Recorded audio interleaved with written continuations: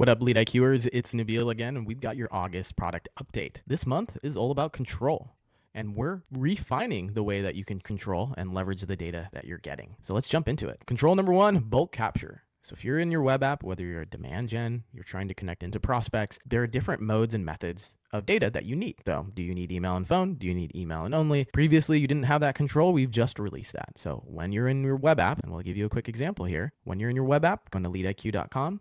You're trying to identify a search within the web app. So you've got all of these players that you can go after. You can bulk capture to a specific list that you want, and you can capture up to a certain amount. So if you're only wanting 100 out of that 1,000-person list, you can. There you can toggle whether you only want email or email and phone.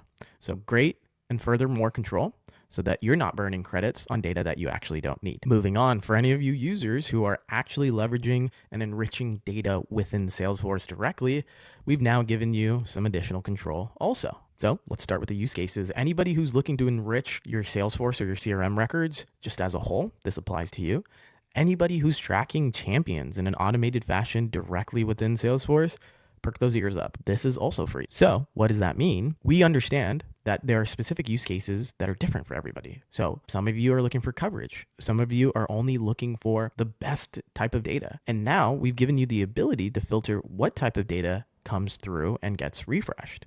So as you can see here, you can do emails and you can sift into verified likely, and unverified emails and see what actually goes through and refreshes and enriches. Same thing with phone numbers. You can get the highest quality of phone numbers, or you can just get old numbers.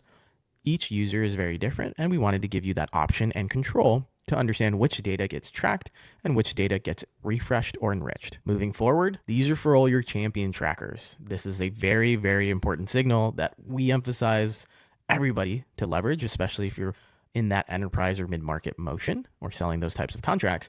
Understanding your champions moving and changing jobs is really, really critical. But we do surface departures and title changes, also a part of the package that we currently have under champion tracking.